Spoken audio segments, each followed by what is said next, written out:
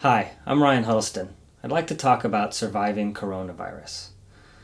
Now, you may or may not know this, but I've been prepping for almost 20 years now, and a lot of people have been kind of calling me or texting or emailing and asking, what should I do? What is coronavirus? What do you think? So I thought I'd make this short little video and sort of cut right to the point, skip that 20 years of research, and give you exactly what you need to know right now to help you get through this and not just survive, but how to thrive. So, who am I, and why am I even talking about this? I am a consultant and a designer, and I spend most of my time traveling the world working with celebrities and rock stars. And I've developed a lot of experience. I've seen a lot of kind of crazy stuff, and it gave me some outside perspectives to start looking at things that didn't seem to add up to me. So, as an author and also a musician, I try to use my music to spread my message, but now seems like a very pertinent time to discuss some of the things that I've been talking about for a long time. I'm also a small business owner as well as a homeowner, so I can understand what a lot of you are going through, and I'd like to sort of cover how this affects us and what we should be doing to get through this. About 20 years ago, I lost almost everything to a house fire, and it really helped change my perspective on things, and what seemed like a terrible thing eventually I realized later was one of the best things that could ever happen to me. And it really helped me to reevaluate my goals, priorities, systems, detachment from things, and valuing relationships and community. So what am I going to be covering during this video? We're going to talk about what is coronavirus, also known as COVID-19, what to do right now, as well as what to do next. And this will be pretty helpful, I believe, because you're going to learn some pretty critical survival techniques, as well as learn how to stay safe and prevent from further disaster, and also establish a plan for surviving and thriving. So, I hope you enjoy the video. Thanks for watching.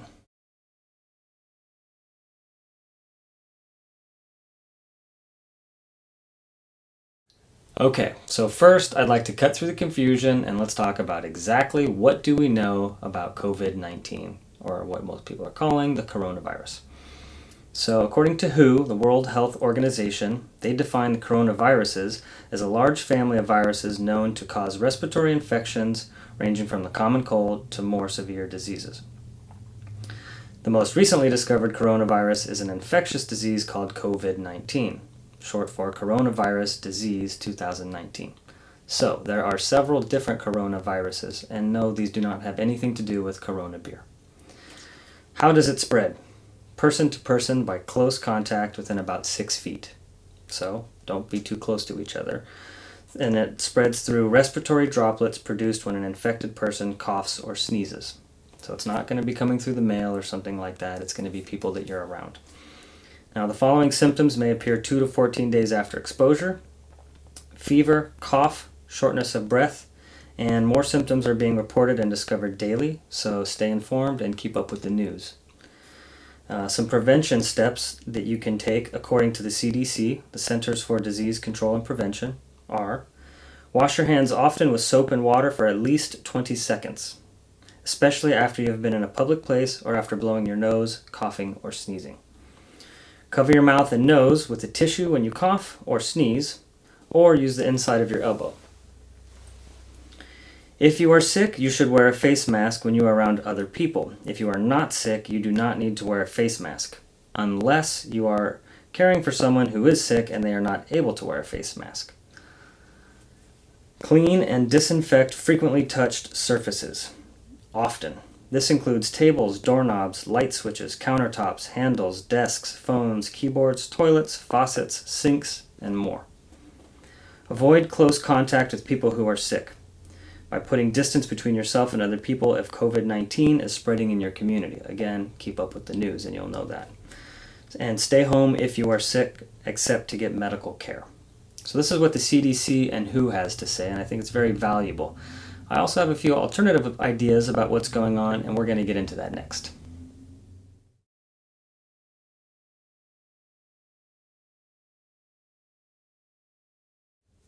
So everybody's been asking, what do I think about coronavirus? And I think there's a lot of hype, there's a lot of conspiracy, there's a lot of hearsay going on right now, and I think it's important to remain calm. think it's important to be logical about this. Now, it's proven that you're going to be more effective with your thoughts if you're not panicking. So take a moment to relax and let's think about what's going on here. To start, the media is where most people are getting their information, and the problem with that is that they get paid for you to go get that information. So you need to be careful exactly what you believe coming off of your television. Granted, there's some great stuff, and I'm not saying anybody's giving you bad information, but take personal responsibility to consider and use creative analysis to make the most of what you're getting and to ultimately figure it out for yourself. So, in my opinion, it's probably not as bad as they're telling us, but we won't know for sure until time passes. So I think the best strategy is to prepare for the worst and hope for the best. Now, 90% of survival is basically a copy-paste to any other, whether it's fire, earthquake, terrorism, pandemics like we're experiencing. Most of the survival tactics are going to be the same, and we're going to get into that in a little bit. But the most important thing is the psychology of surviving something like this, any kind of disaster. And again, it's to remain calm and to think clearly about this. So, there's a lot of hype going on. I'm not going to speculate. I'm not going to guess. I'm not going to try to pretend like I have any clue what's going on. But I do want to help you realize that it's probably not what they're telling us. What does that mean? We'll find out with time.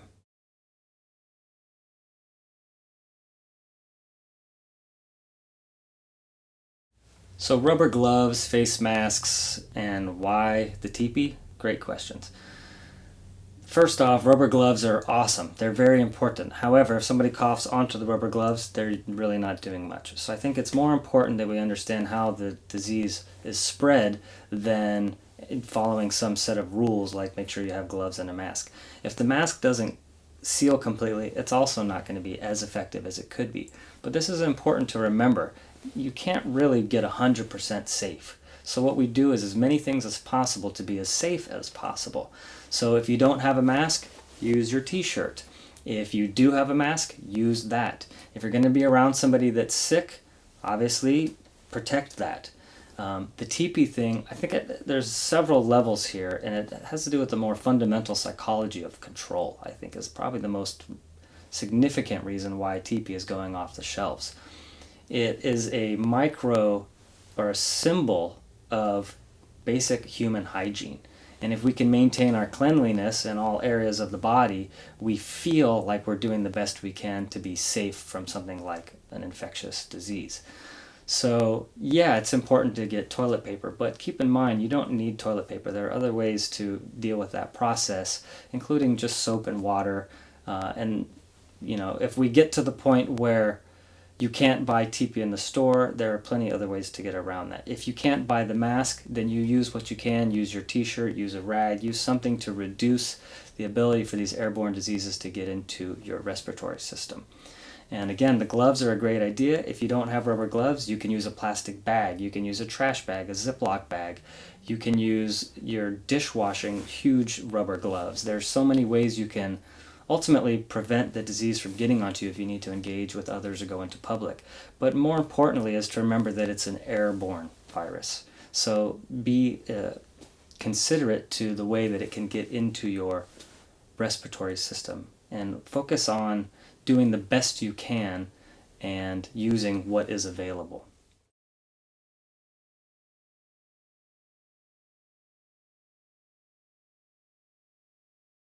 I'd like to talk about some general survival techniques and some things I've picked up along the way, a lot of it from military training. And I was not in the military, but I spent a lot of time with interest in that for obvious reasons. The most probably commonly known acronym is STOP, and that is short for Stop, Think, Observe, and Plan. So you're seeing a lot of that right now in society, the whole STOP thing. Everybody's basically seizing activity to sort of reevaluate and think about what they're going to do next, think about what's happening, try to get as much information as possible so that we can move forward in the right way, whatever that means.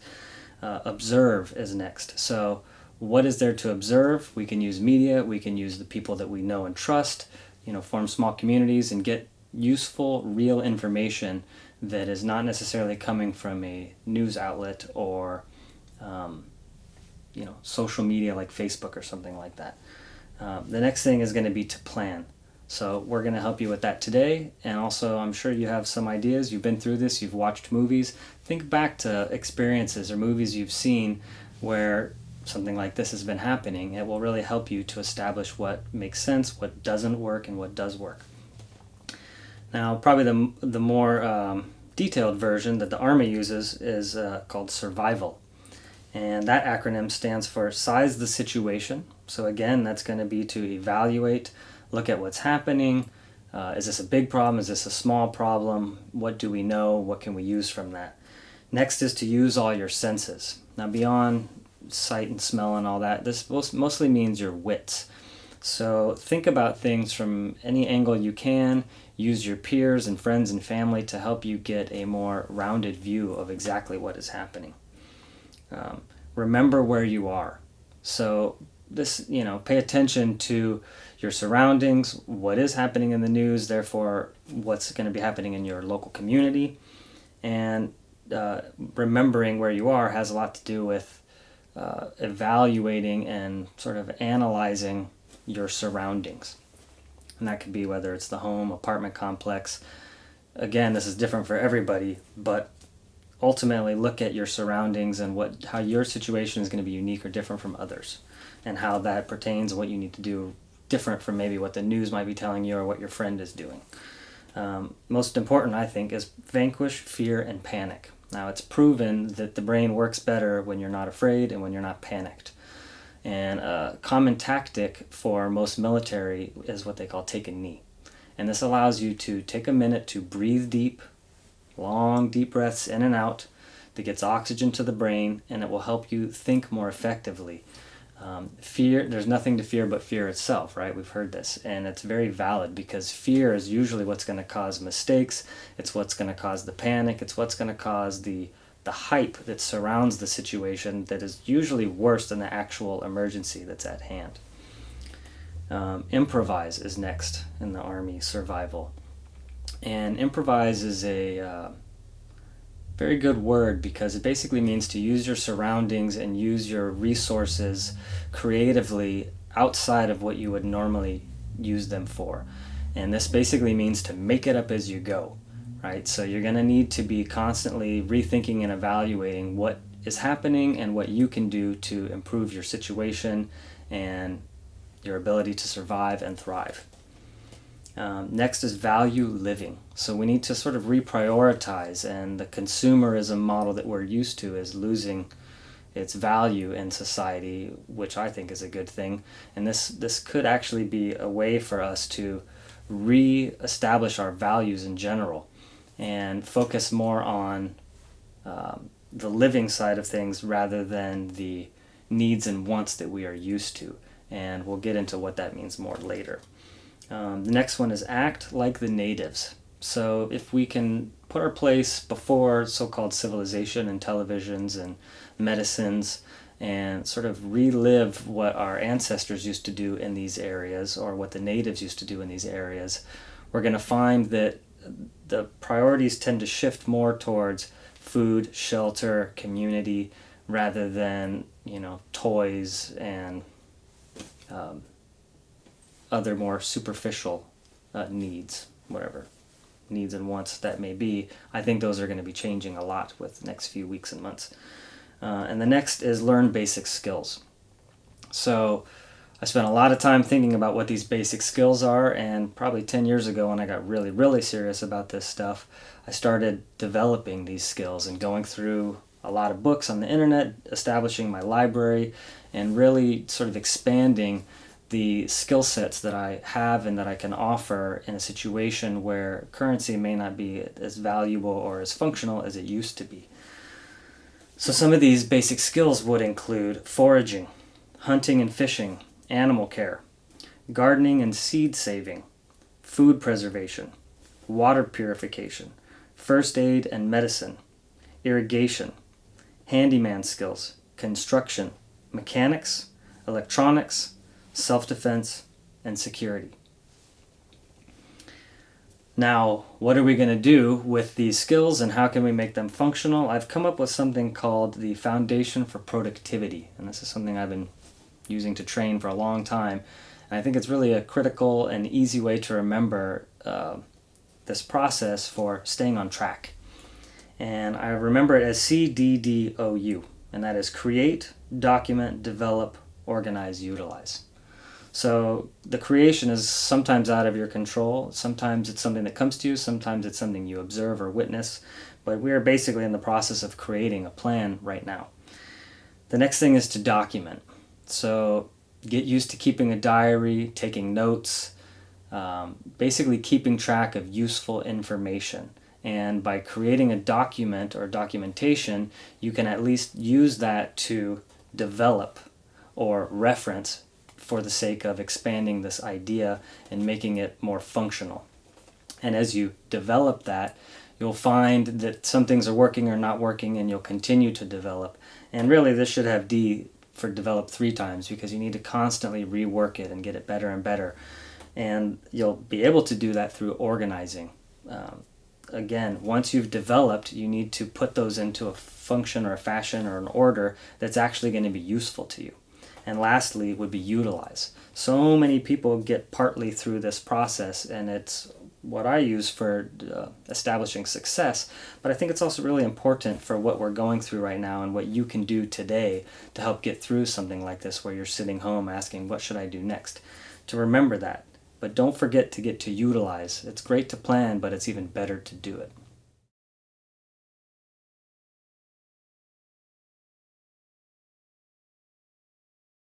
This is probably the most important question, and a very good question. And I think the short answer is to work as a community and work together as a team. In any survival scenario, the first thing you want to do is establish your team and communicate to determine what skills each person has, what weaknesses each person has. And basically, I like to think of it as a baseball team. You know, you have your catcher, your pitcher, first base, and so forth. And we can't all be the pitcher. So it's important to trade out. If you want to be the pitcher today and they're the pitcher tomorrow, for example, that's fine too. But we need to work together as a team. I think that's the most important thing here. And share, communicate, and ultimately find ways to multiply your skill sets so that there's a famous saying that many hands make light work. This will also help you to be more effective and more productive in making your plan and sticking to the plan.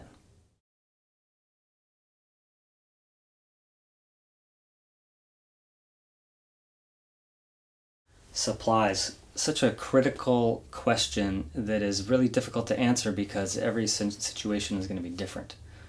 For example, if you already have a bunch of toilet paper, you don't need to be buying more. And if you don't have any toilet paper, you should probably get some. But let's look beyond what is flying off the shelves. For example, the hand sanitizer. Everybody's buying that up.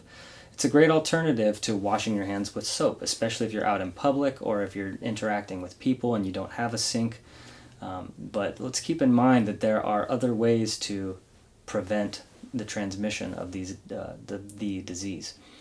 So I think the most important supplies you can be buying is probably going to be the obvious: food, shelter, safety, community. Focus on foods that are going to have a long-term expiration date, things like pasta, rice, canned goods.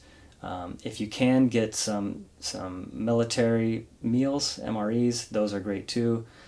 They last up in the 10 to 20 years. I don't know if they're even available at this point, but they don't have a lot of nutrients in them. And they even recommend right on there not to eat these for normal meals. So while we still can get nutrients, let's focus on that. In addition, use your garden, use your home as an indoor herb garden. Go buy a lemon tree, probably one of the most functioning pieces of food that you can possibly grow. It's also useful for growing other foods. It's also a super nutrient and a superfood. It's been known as the master cleanse to cure almost every disease known, including depression, insomnia, cancer, and so forth. So for a lot of reasons, you should be getting things like lemon into your diet. But let's focus beyond the things that we're seeing in the news, and let's look for long-term sustainable supplies. Okay, first aid kits, obviously. We don't know what's going to happen with the utility companies, so let's keep that in the back of our minds. If you have the extra money, then put that in there. If you have the time and money, security is another important one. No good to have a bunch of cool stuff if somebody's just going to come take that from you. So keep in mind the grander scheme of what's going on, and just going to the store to buy what's available might not be the best approach. But ultimately, look at, be innovative and be able to improvise with what you do have and what you do need, and when you can't get that from the store, find something similar to that that can at least satisfy that need.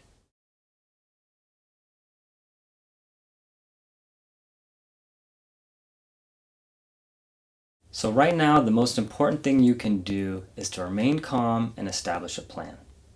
And by establishing your plan, I think it will also help you to remain calm, because generally people are afraid of what they don't know. So the more you know, the more comfortable you'll feel, the better your plan is, the more secure you'll feel about what could come at you, what possibilities may or may not happen. So again, work with your communities, start stocking up your supplies, developing your basic skills that we've already mentioned. These are going to be the most immediate things that you need to be focusing to get through today. If you're not going to work, use your time effectively. If you're having some sort of problem, try to make that into the solution. If there's something that you have to do, try to combine it with something that you want to do. These will be the best ways to stay on track to help you survive coronavirus.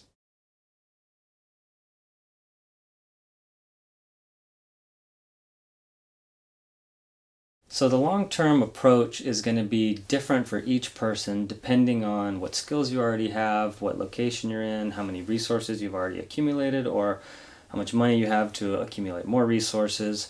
But ultimately, I think the most important thing is to stay flexible and be aware that we don't know what's coming next. So many things are changing frequently. They're canceling flights, for example. That's affecting a lot of industries. We may or may not be getting a stimulus. Who knows what's going to come next? So it's important to basically stay flexible, work with your team to establish a more sustainable approach. Now, something I've been studying a lot into, especially recently, is something called permaculture, and that's short for permanent culture. And it's basically a sustainable method of living. And it has a lot of philosophies that involve using the solar energy, not just through solar panels, but through heating stones, for example. It has a lot to do with catching water. There are different basic functions of life and living that are sort of accounted for in this model. And it really allows a unique set of views for how to deal with our current scenarios and contracting financial system. In other words, how can we make the most with less? And I don't want to go too deep into what permaculture is, but I would suggest that you at least research the basics of that, because it is probably going to be the society of our future. And they may not call it permaculture, but the essence of what that has to do is definitely going to be a part of society going forward.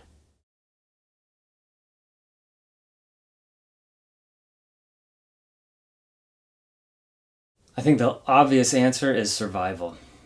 We need to survive as a society and as a civilization. And we're going to need to preserve our institutions. And we're going to need to basically find a new way, an adapted way of continuing what we've already been doing, but also taking on board some new ideas and some new methods for existing in this future scenario. And I think there's actually a silver lining in this, because it's given us a chance to take a baby step towards a better way of treating each other and treating the planet and being safe in society.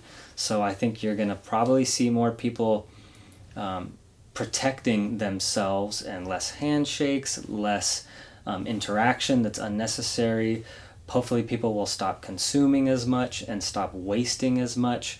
And ultimately this will lead to less pollution. I think it will lead to a more functional financial system with less middlemen that are getting in the way of the money process and administrative processing, for example.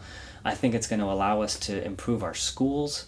I think really if we are calm and logical about this, we can use this as a springboard into a future scenario whereby we're not subject to fossil fuel running out. We're not subject to a financial system that is based on the fractional reserves that doesn't really add up because of interest. That's a whole other concept. But I really think it's important to examine what has been not working and what has been working, and reevaluate a new approach for society and work together as a community to share our ideas so that we can have our best foot forward. I think this is going to be the most critical way to survive the coronavirus, as well as anything else that could possibly come up.